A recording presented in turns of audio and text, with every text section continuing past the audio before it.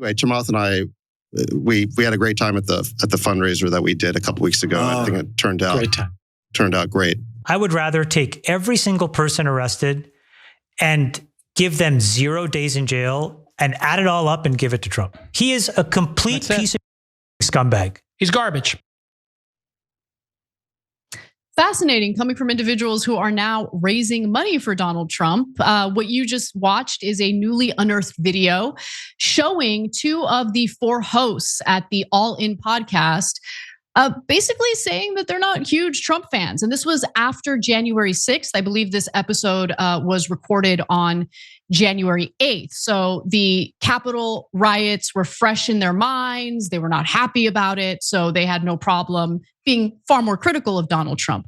The 2 key players in this are longtime Republican host David Sacks and Trump convert Chamath with a very long last name that I'm not even going to attempt to pronounce because I'm going to butcher it and I'd rather not do that. So they were basically joined by a Trump curious host, John Calacanis, and David Friedberg, who is a longtime Democrat, not a Trump fan. Now, again, this clip is from January 8th, 2021, and was unearthed by Tim Miller, who's the host of Bulwark podcast and an MSNBC analyst. So let's hear a bit more. I would rather take every single person arrested and give them 0 days in jail and add it all up and give it to Trump. He is a complete piece of scumbag. He's garbage. Is Trump responsible? Yes. I mean, clearly. 100%. 100%. Yes, because he is the one who put forth this theory that the election was stolen and was constantly repeating it for the last 2 months. If you want to see this mob as a gun, I think he loaded the gun. He pointed it in a certain direction. And is that the end of his political career? I think he's disqualified himself from being a candidate at a national level. Can I ask you guys what you think of this? Basically, Pelosi has told Pence, you have to invoke the 25th Amendment or they're going to take up impeachment. What do you guys think about that? I think it's the right thing to do. He's a maniac. I mean, this is insane, deranged, criminal, lunatic behavior. It's completely possible that he could do something more dangerous in the last 14 days. It really is incredible how much things have changed since then, especially considering the comments we heard from Chamath in that video. He's the one who said, I would prefer that the rioters don't get a single day in jail. And instead we take all of what would have been their sentences and add it all up and have Trump serve that time in prison. He's singing a very different tune today. So look, it is true that David Sacks is a longtime Republican, but at one point he was a never Trumper. Though Sacks has long been a conservative, he donated to Hillary Clinton in 2016. In recent years, he's thrown his support behind the Republican Party and started publicly backing Trump when it was clear that Trump would be the Republican nominee. Chamath donated more than $250,000 to Biden in 2020, which, God, this is, even though he donated to Biden, like, it is a sickness in our system. We have to get the money out. This is crazy. But yeah, he donated $250,000 to Biden. But in June, Sacks and Chamath hosted this huge mega donor fundraiser for Donald Trump, which was a signal for not just their political shift, but the political shift in Silicon Valley overall. And I think if you've been paying close attention, you might have noticed that. So David Sacks, a prominent venture capitalist and part of the PayPal mafia, held the fundraiser at his Pacific Heights residence. Tickets sold for $50,000 a head with a $300,000 tier that includes perks like a photo with Trump. I was invited to a Biden fundraiser, not as a donor, obviously. It was someone I know within the media industry, and I'm like, I'm not going to donate any money. So like, why are you inviting me? And he was like, no, I just want you to come as my guest so you can see what like happens, what it's like. And they're so excited to take a picture, so excited. Like, paying that kind of money just to take a picture with someone blows my mind. Okay, but anyway, the event sold out and is expected to raise $12 million for Trump. So I'm going to get to potential reasons for their political shift. But John, I'm curious what you think about their political shift. Yeah, I think I'd heard of David Sachs. I wasn't familiar with any of the other guys. But I think we've obviously seen things like this before. The statements they made were back, in the wake of January 6th were pretty strong. And that's always what makes these like all the more amazing, that you could go from that point and then maybe honestly not even realize, like they may not think of themselves as really changing at any particular point. It was probably gradual. They probably criticized him for weeks or a month or two after that, but some of the criticisms start to drop away, and then Biden is president and we don't like what he's doing, and Trump goes away for a few months, you're not thinking about him, and that's how these things can, I guess, creep back. There's not a lot of examples I can think of where the statements were as strong as you just showed. Maybe JD Vance with he could be America's Hitler, or some of what Ted Cruz said in the 2016 primary was pretty brutal against him. But this is the evolution that a lot of Republicans have had to have. There's only been a few of them in media that have been willing to be like, no, I'm gonna make my moral stand. He's not right, he's not qualified. And if that means that my career is different for the rest of my life, that's just what it's gonna be. There's a few like that, not a lot. And you can understand why. There's way less money in it. And I'm not saying that's what motivates any individual, yeah. But that's definitely a factor. And so, yeah. And by the way, really fast, you could go from being highly critical of a politician to supporting them. I do think there should be a story about why exactly you went. And I do think it matters what your criticism was about. Criticism about a particular policy, maybe you can get past. Criticism of a particular comment, maybe you can get past. But criticism of what you found to be an unacceptable extrajudicial attempt to overthrow American democracy, I don't think you should be able to bounce back from that and support a guy.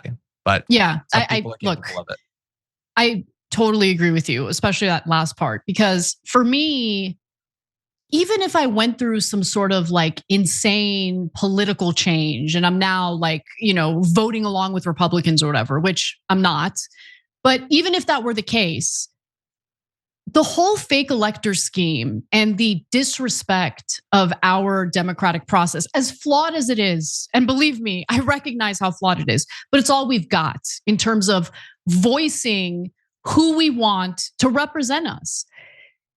Disrespecting that and going against the will of the American people in order to reverse the results of the election, that is unforgivable for me. Okay. Yeah. And I could never support anyone, Democrat, Republican, doesn't even matter. I could never support anyone who disrespects this country and our voters like that. And so when it comes to people like Chamath, Sachs, Calacanis, there's something else in it for them. And it's abundantly clear through this story that the willingness of Trump to go against the will of the American people, to basically steal an election, that's secondary to them. The priority is something else, right? Now, what is the priority? They didn't give us any real reasons. We can only speculate. But currently, all four of the hosts on this podcast are located in San Francisco. They're part of Silicon Valley. And despite San Francisco being thought of as a liberal area, it's actually not that surprising that key figures in that industry in Silicon Valley are like shifting toward the right because they view the Republican policies as far more friendly to the tech industry. They're concerned about regulations. They're concerned about antitrust lawsuits. They certainly are not fans of the head of the FTC, Lina Khan.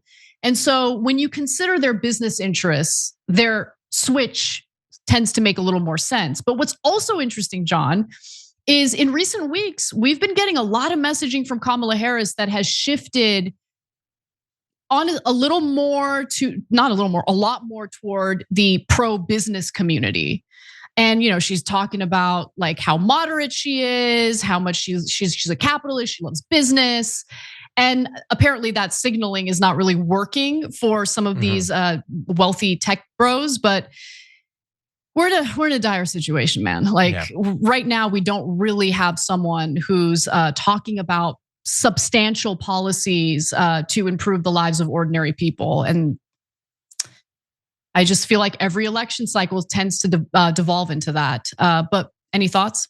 Some ordinary people are ordinary tech people. I suppose. And by the way, look, I understand, like, on a logical level, why you would make the decision, if that's the decision they're making, that they want the deregulation, they want the tax cuts or whatever, that's fine.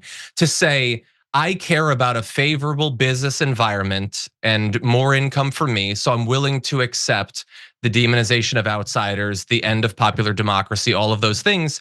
I think it's understandable that some people would make that decision. And I think in the rise to power of every fascist regime, there's been a lot of people who've made that decision and have been perfectly willing to allow, undergroups and all sorts of other people that aren't like them to be demonized or have their rights taken away or be imprisoned or possibly killed, because that's what you think it takes for the business environment or the tax structure to be favorable to you. I think it kind of sucks. I mean, I do too. I mean, what are your real values? I mean, in this case, I think their values are pretty clear. So again, I don't know. I literally don't know those guys. I've never heard of them before, so I can't speak for them. So we're going to hear from them right now, because they are very concerned about regulations against cryptocurrencies. Under Biden, the SEC has taken measures against cryptocurrencies, and his antitrust regulations have cracked down on mega cap tech companies. David Sachs, by the way, has been clear in his displeasure with the Biden administration and the economy that he blames the Biden administration for. He says Biden came into office promising a return to normalcy. What has he actually given us? A decelerating economy, a spike in inflation, a world on fire, vindictive partisan witch hunts. Democrats are going all in on lawfare because they've got nothing else to run on. But I think what's also informative here is the appearance that Trump made on their podcast back in June, because the issue of crypto did come up. The issue of tech companies did come up. Let's hear what he had to say. One of the things I think we heard a lot at that dinner was just the difficulty that people in business were having under this Biden administration. You got the crypto guys who just want a framework. They just want the government to tell them how to operate, and they can't get that. You got no M&A happening right now in tech. The real estate guys, they can't get loans because the interest rates are through the roof and there's a credit crunch. So I think one of the common themes we just heard across that dinner was that it was just so hard to do business right now. And I guess maybe a good place to start would just be, what's the number one thing, or maybe the top three things that you would do to kind of get things moving again, if you're reelected?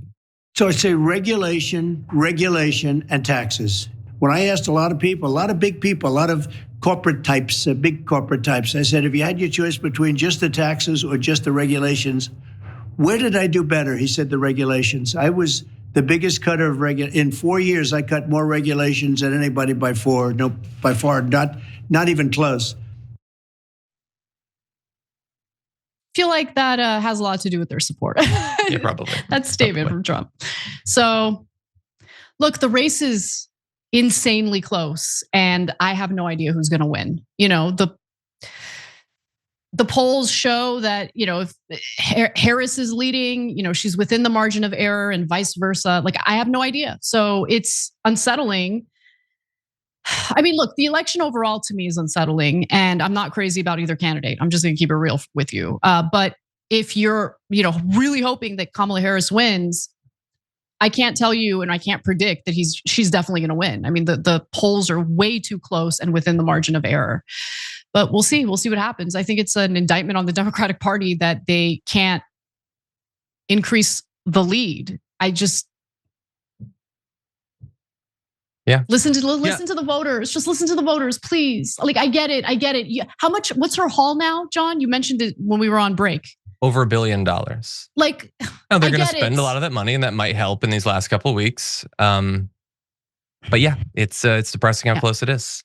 And look, we're a very partisan country, and the support for Trump it's not super malleable. Like, there's a lot of people who Trump has been their entire political life for 10 years, and they're going to stick with him until he's finally moldering under the ground. And so you can cut into that a bit. And I think, I don't know, it's tough, man. It's tough. I'm depressed too. I like that she has a lead, and I think that it has slightly gone up over the past couple of weeks, but not nearly enough. Hey, thanks for watching that video. We really appreciate it, guys. And we appreciate it if you become members, because that allows us to be independent, honest, progressive, all the things that you don't get from corporate media. And all of that is because of you guys. Hit the join button below and become one of us. Become a young Turk.